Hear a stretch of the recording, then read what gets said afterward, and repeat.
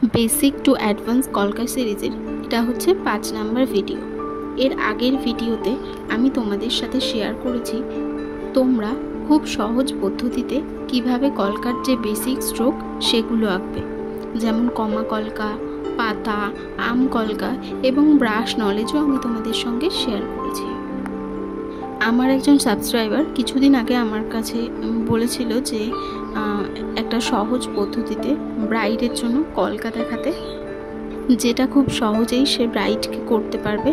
তো সেই দিদির কথা মাথায় রেখে আমি এই ডিজাইনটা তোমাদের সঙ্গে শেয়ার করছি। তোমরা যারা নতুন কলকা শিখছো তাদের জন্য ভিডিওটা খুবই হেল্পফুল। তো দেখো, প্রথমে আমি টিপের পাশে 6টা ডট দিয়ে নিয়েছি, সেখানে 6টা কমা কলকা করে নেব। উপর দিকে 2টো, নিচে 2টো এবং দুপাশে 2টো, যে কমা কলকাগুলো আমি তোমাদের দেখিয়েছিলাম সেগুলো। তোমরা যারা আমার আগের ভিডিওতে যে বেসিক যে স্ট্রোক সেগুলো দেখোনি তারা দেখে আসতে পারো, আমি ডেসক্রিপশন বক্সে লিংক শেয়ার করে দেবো। তো দেখো, তারপর আমি কমা কলকার মাথায় যে পাতা স্ট্রোকগুলো আঁকছি সেগুলো একটু ভালোভাবে লক্ষ্য করো, তাহলে তোমরা বুঝতে পারবে। ভিডিওটা আমি একটু স্লো রেখেছি কারণ যারা নতুন নতুন দেখছো তাদের বুঝতে যাতে একটু সুবিধা হয়।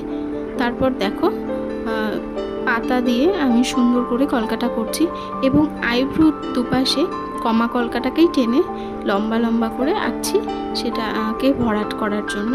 প্রথমে এই স্ট্রোকটা তোমরা এঁকে নেবে, তাহলে কলকা করতে সুবিধা হবে। এরপরে তোমরা যে ডিজাইনই করো সেটা সহজেই বেসিক টু অ্যাডভান্স করতে পারবে। এর পরবর্তী ভিডিওগুলোতে আমি তোমাদের সঙ্গে শেয়ার করব কলকার যে অ্যাডভান্স স্ট্রোকগুলো হয় সেগুলো তোমরা খুব সহজে কিভাবে আঁকবে এবং সেই স্ট্রোকগুলো ব্যবহার করে তোমরা কিভাবে কলকা আঁকবে। তো এইভাবেই দেখো, আমি আইব্রোর চারপাশটা খুব ভালোভাবে সি কলকা দিয়ে বা কমা কলকা দিয়ে ভরাট করে নিয়েছি। এরপর কলকার উপর দিয়ে আমি তোমাদেরকে পাতা এঁকে দেখাবো। সাধারণত তোমাদেরকে আমি 3টে পদ্ধতিতে পাতা আঁকানো দেখিয়েছি, তোমাদের যেটা সুবিধা মনে হয় তোমরা সেইভাবেই আঁকতে পারো।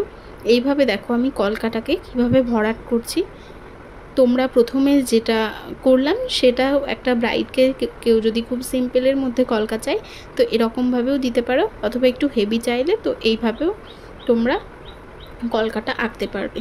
তো দেখো, ওই পাতা আঁকার ক্ষেত্রে সাধারণত যে পদ্ধতিটা তোমাদের সুবিধা বলে মনে হবে সেটাই করো, তবে চেষ্টা করো যে একটানে তোমরা কিভাবে পাতাটা আঁকবে।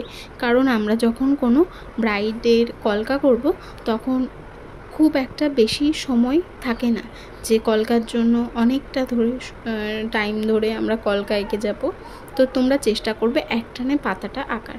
অবশ্য প্র্যাকটিস করলে আস্তে আস্তে তোমাদের চলে আসবে, সেটা সেরকম কোনো ব্যাপার না। তো দেখো, আমি কলকার মাথাগুলো আর একটু গোল করে ঘন করে আঁকছি এবং